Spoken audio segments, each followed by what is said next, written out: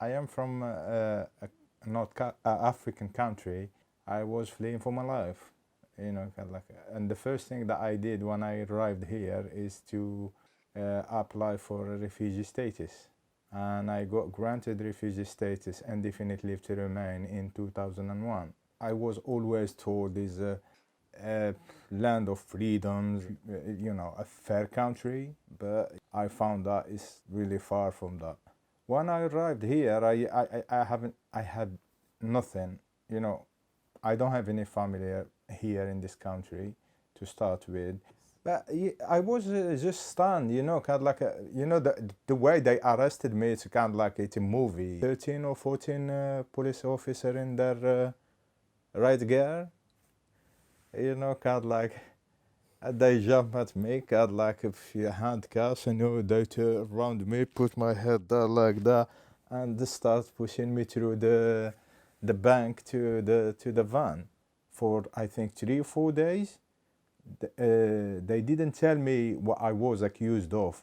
I spent 27 months in high security prison. It's a prison inside the prison. 22 hours you are in the cell on your own. Books were not allowed. You feel really lost inside, kind of like, I don't know this system, I don't know what is going on. I didn't have any family or friend visits. The friend that I had before, they all kind of like vanished, so, they fear they'll end up in the same place, I had few, not few, just 2 people, kind of like visiting me when I was in Long Latin. One of them was the juror in my case. He used to come and visit me in Long Latin. And another English elderly gentleman. So you get a visit in 3 months or 4 months or whatever. All of the guys in the case, they were on suicide watch so many times. For a Muslim to go to that length, trying to kill himself, it that it does mean a lot, because people, they were kind of like, well, including myself, just despair, despair. There is nothing. I was thinking, I'm gonna spend 20-25 years in prison, then be deported back to my country, and that's it. A lot, kind of like, mentally I was destroyed completely. Psychologically, kind of like, I was popping pills because I couldn't cope, I couldn't cope, it just, I saw people going crazy, kind of like, it just, unbelievable the way they treat you. My family were kind of like stunned, kind of like stunned by the Algerian security services coming to visit them. That is the first thing, and saying that your son has been arrested and this and that. My father kind of like, he changed houses just to avoid it, kind of, it's kind of like stigmatized in our countries, it's a shame that your son is in prison. So my father and the whole family, they had to move from where I was born and brought up. And SAYAC is the court that deal with these cases, kind of like, it stands for Special Immigration Appeal Commission. It's it's kind of Nuremberg trials, because your solicitor and your barristers are not allowed to see the secret evidence, so it's a guessing game. I got granted bail in December. I stayed with the English gentleman, an old man. He gave me a room in his house. I had over 20 bail condition, and every condition has sub-conditions. So any breach, you go back to prison. And I was allowed 2 hours a day to go out from the house between 12 and 2 o'clock. Like, you can't leave the boundaries and you can't meet people. And the people who can come and visit you has to be cleared. Kind of like, it was really hard for him too. He has a daughter who lives across the road. She has to make clearance to come and visit her father because I was in the house. a cleaner. A cleaner stopped coming because she needed the clearance to come and clean the old man house. You know, I destroyed his life, you know, in a way. So the council has to find me some kind of isolated in a bed and breakfast or in a hostel, but isolated of the hostel. I've been sent to a really tiny town near in the East Midland, in the outskirts of the town. I told you I was isolated in this place. I hated it more than the prison. At least in prison you can talk to other prisoners, and you spend 22 hours in the house and 2 hours outside.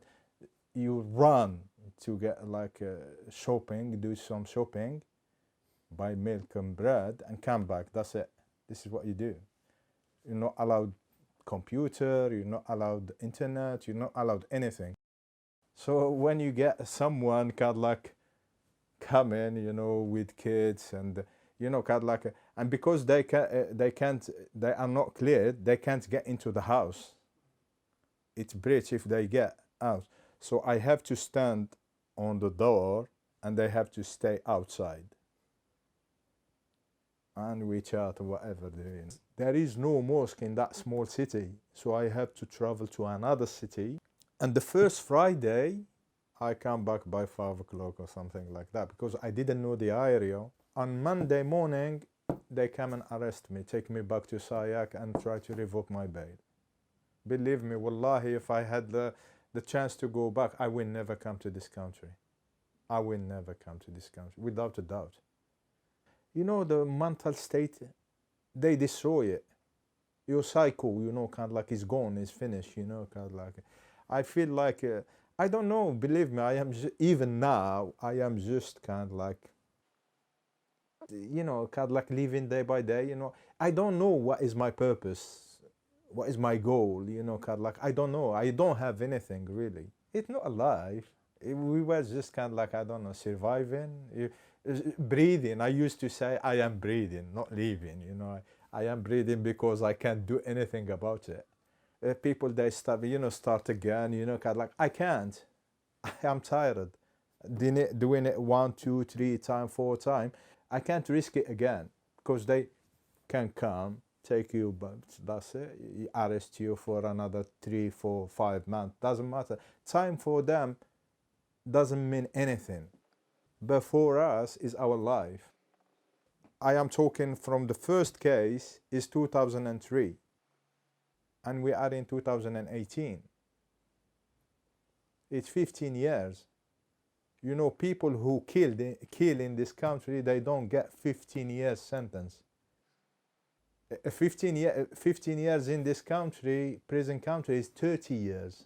I just want peace, you know. I just let me live, you know, this broken life. It's a catch-22. Whatever you say, you are wrong. You're not allowed to hope. You're not allowed to dream. All of us, no one can have an ID, no one can work, and the Home Office will tell them not to employ that person.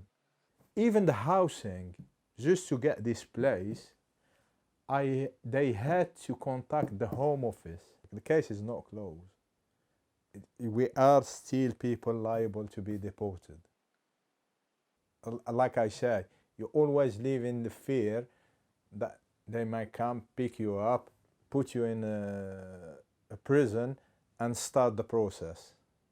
Whilst I was in Long Larton, one of the Libyan guys knew HHUGS, and I managed to get in contact with them, and then they come and visit me and they start kind of like helping me, bringing me food sometimes, and since then they've been helping me all along, you know. It make you feel human, you know, kind of like it's just there is some people, you know, kind of like I always say Allah sent them to at least make you feel that there is someone who cares, you know, at least is thinking about you from time to time. It's just that emotional side, you know, kind of like you can spend a day not eating, 2 days, doesn't matter, you know. as long as there is water is fine, you know, kind of like talking to people, you know, joking. You miss all of that. That's it, you know, kind of like you start talking to yourself, to the walls. You know, when you get a variation to go to see the GP, kind of like it's a, you know, like a kid going on excursion or whatever they call it. How sad is that life? HHUGS was kind of like, since I knew them, they become like my family. I rely, you know, kind of like I feel so embarrassed, you know, to ask, you know, because I have no one to ask. I have nowhere to go. I find myself going to them most of the time. They do help me monthly with vouchers and things like that. Sometimes with the phone bill. When I was in on restrictions, I was allowed to do courses, and it was HHUGS that helped me pay for the courses and things like that. I feel, you know, kind of like I rely on them. You see the way you go to your family, you don't have to ask, you know, kind of like, even if you ask, you don't feel kind of embarrassed to ask. You know, kind of like it's a really hard time. It's hardship. You know, my father passed away just after I left Long Latin in 2008, in July. I just left, then I got a call from home telling me my father passed away. And then last week my mother passed away. And I haven't seen her since 1998. So it's 20 years. You know, everyone want to kind of like be there for his parents when they are old, and you know, kind of like helping them financially and things like that. But you know, I couldn't. And the first people who come and say, you know, Adamla Ajrakum and this and that, was the people from HHUGS. They've been there more than my family, innit? Has been for me, you know, kind of like I lived with my family for 20 years. I lived with HHUGS for nearly 20 years, innit? So you had this minority people like HHUGS, and those minorities, you know, they are trying to help. They are having hard time from their own brothers and sisters, you know, because they are helping such people, you know.